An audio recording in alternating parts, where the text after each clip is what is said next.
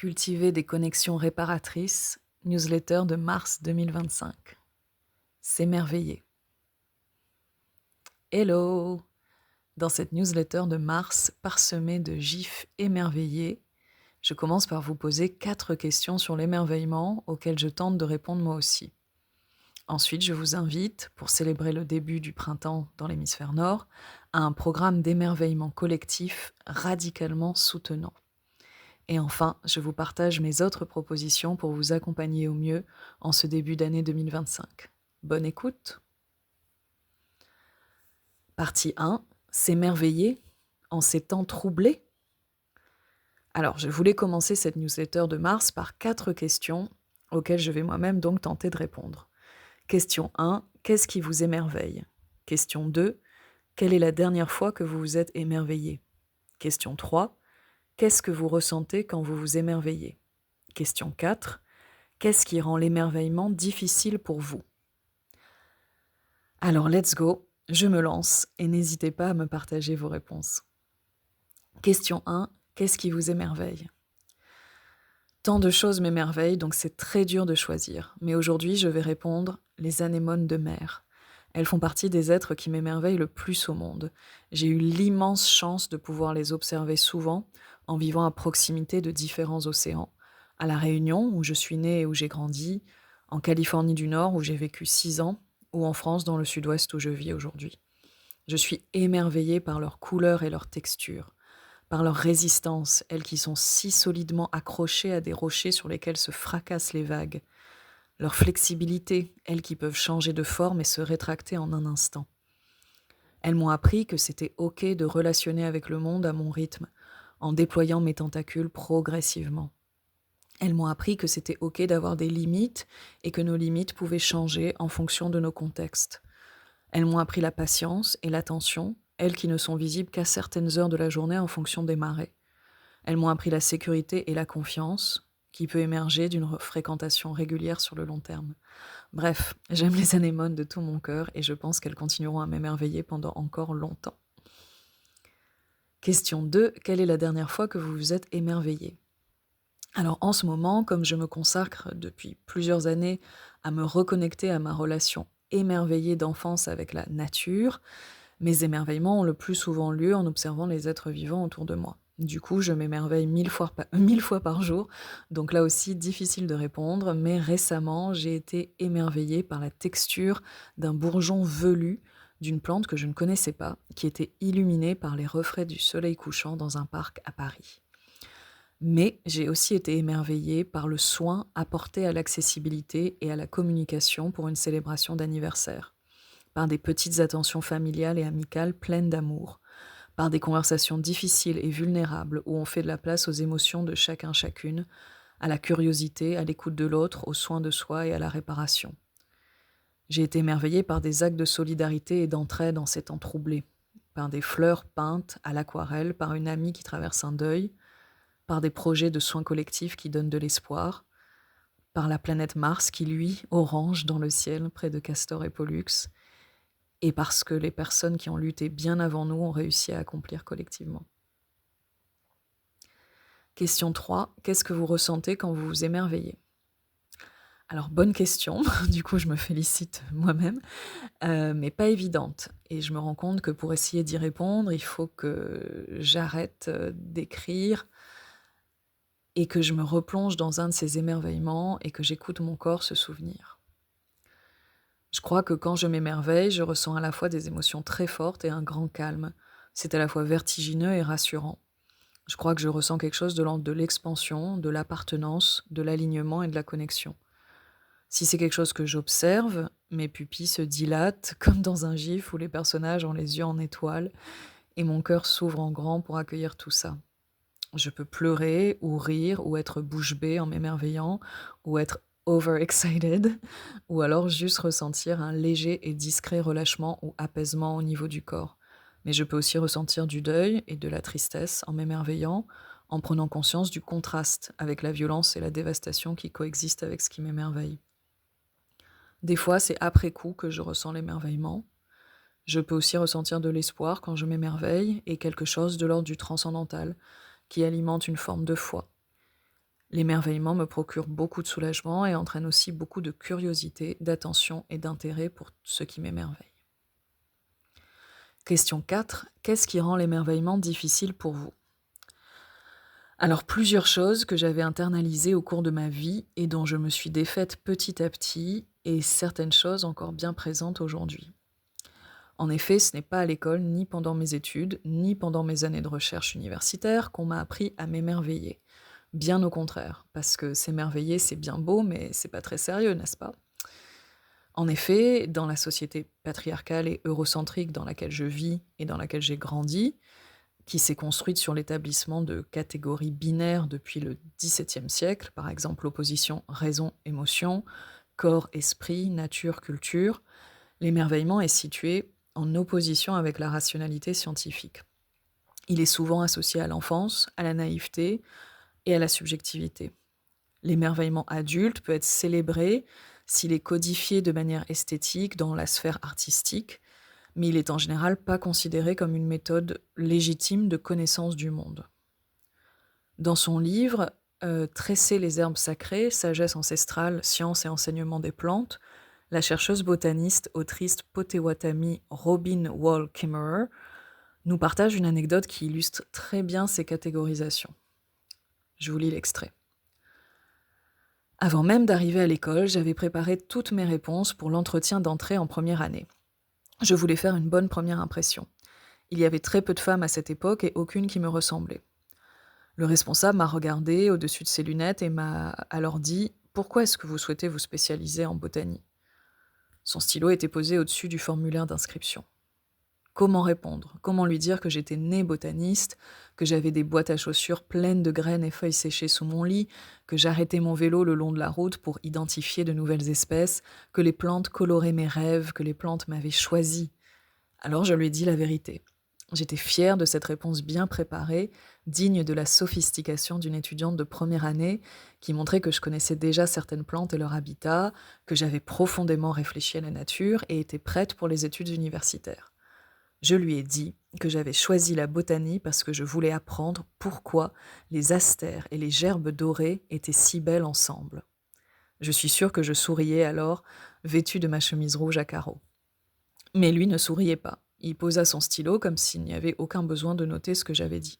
« Miss Wall, dit-il en me fixant avec un sourire déçu, je dois vous dire que ça, ce n'est pas de la science, ce n'est pas du tout le genre de choses que les botanistes étudient. » Mais il promit d'arranger ça. « Je vais vous inscrire au cours de botanie générale, comme ça, vous pourrez apprendre ce dont il s'agit. » Et c'est ainsi que tout commença. Dans la newsletter écrite, j'ai mis une photo que vous pouvez admirer pour un peu comprendre l'association magique des astères mauves et des gerbes dorées jaunes qui émerveillent tant Robin Wall Kimmerer. Elle fait partie des personnes qui m'ont aidé à désapprendre ces catégories binaires et je lui en suis tellement reconnaissante. Année après année, les apprentissages décoloniaux, mais aussi queer, anticapitalistes et antivalidistes que j'ai reçus, m'ont permis de comprendre comment les systèmes dans lesquels on évolue impactent notre capacité à nous émerveiller. Et je me suis progressivement reconnectée à l'émerveillement d'une manière alignée avec mes besoins, mon histoire et mes valeurs. Mais aujourd'hui, une autre crainte persiste dès que je m'émerveille. Est-ce que c'est pas indécent de s'émerveiller en des temps si troublés? Est-ce qu'en m'émerveillant et en encourageant les autres à s'émerveiller, je tombe dans une forme de positivité toxique? Une forme de bien-être idéaliste et apolitique qui propose de s'émerveiller en ignorant les oppressions en cours qui justement entravent nos possibilités d'émerveillement? Quand je parle d'émerveillement, je crois que j'ai peur. Parce que l'engagement militant n'est pas présenté d'emblée comme allant de pair avec l'émerveillement, j'ai peur qu'on me prenne pour une bisounours. Parce qu'il y a tellement de deuil collectif en ce moment, j'ai peur que s'émerveiller soit déplacé ou pas approprié. Parce que les courants New Age ont transformé l'émerveillement spirituel en quelque chose d'apolitique, dans une perspective de bien-être individuel et pas de soins collectifs, j'ai peur que mes propositions sur l'émerveillement soient interprétées de cette manière. Quand ces peurs surgissent, comme quand j'écris cette newsletter, je me replonge dans ma lignée d'apprentissage et dans les œuvres des personnes qui me guident. Je me rappelle que Alexis Pauline Gumbs et Adrienne Mary Brown, qui m'ont réappris à m'émerveiller, nomment l'émerveillement comme source essentielle de leur recherche, de leur créativité, de leur spiritualité et de leur militantisme. Je me rappelle qu'elles m'ont fait découvrir les récits d'Octavia E. Butler, et particulièrement la parabole du semeur, dont la protagoniste, activiste, leader, herboriste, prêcheuse, Lorraine Oya Olamina, est nourrie par l'émerveillement face à la violence brutale et indicible des crises combinées causées par le fascisme, le racisme et leurs effets climatiques. Je vous lis un extrait. Je ne voyais qu'une tache d'eau scintillante à travers l'écran des frondaisons. Le monde est plein d'histoires douloureuses et il semble parfois qu'il n'y en ait pas d'autres. Pourtant, comme cet éclat d'eau entre les feuillages était beau. Et c'est un extrait donc de la parabole du semeur au chapitre 21. C'est Lorraine Oya Olamina qui prononce ces mots.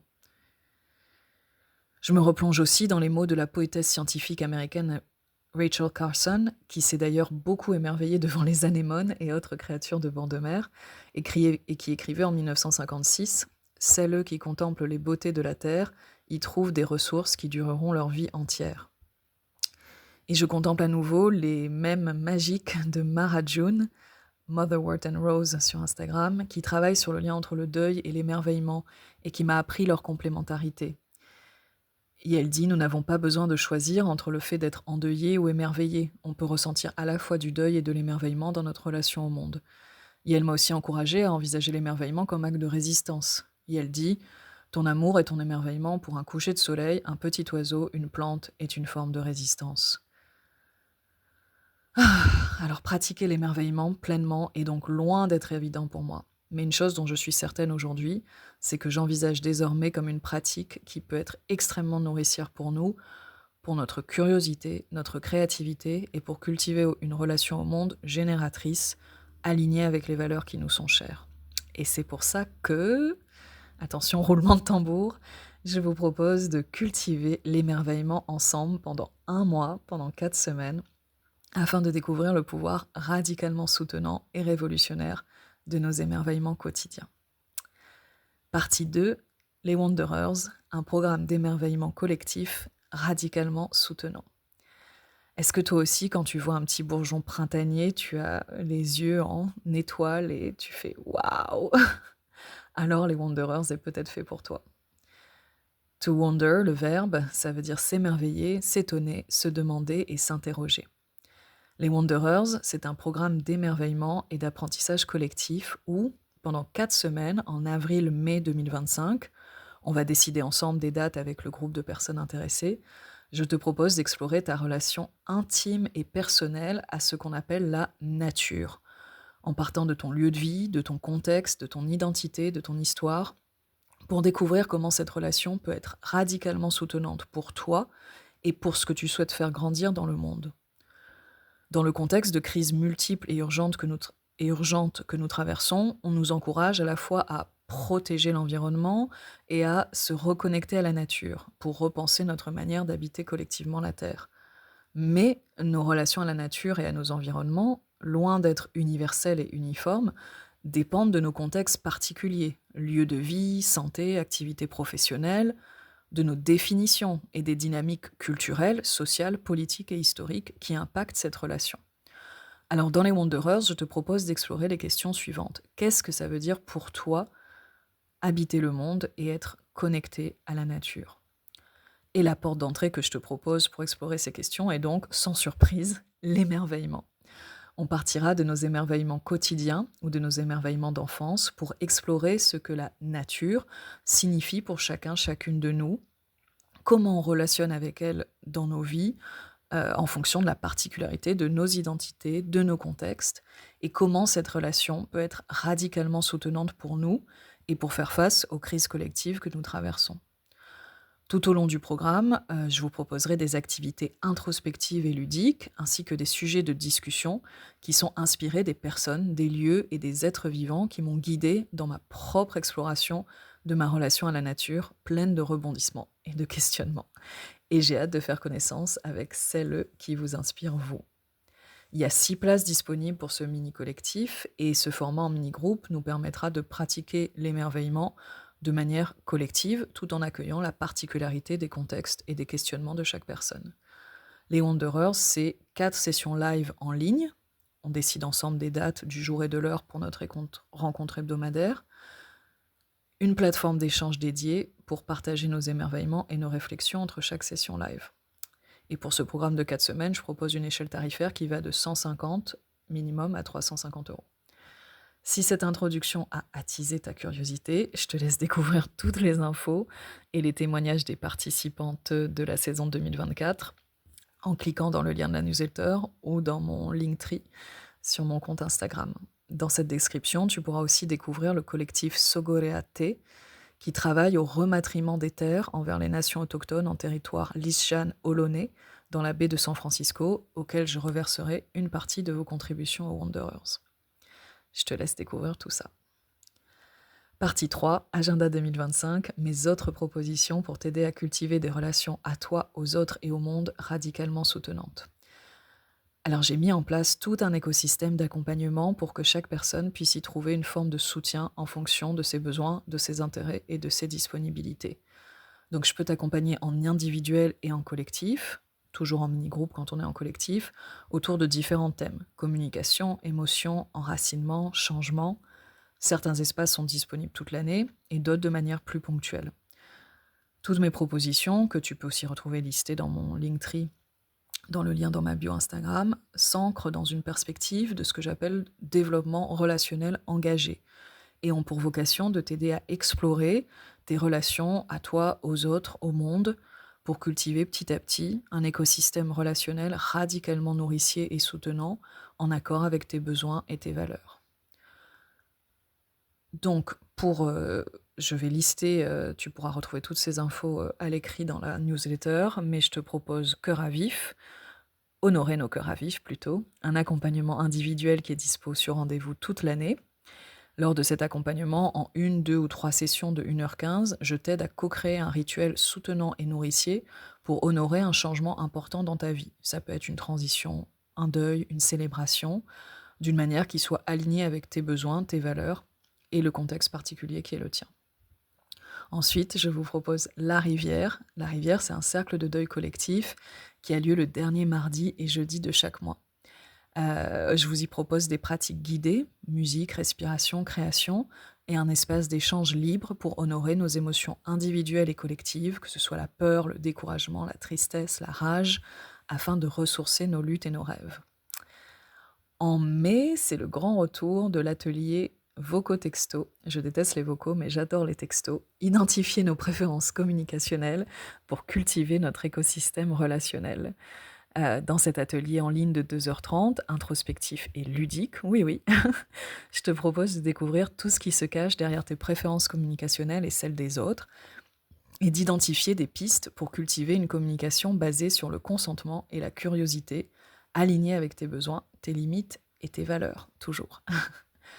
En juin, enfin, c'est le grand retour de l'atelier S'enraciner, résister, rêver, un atelier soin pour s'ancrer dans les tempêtes.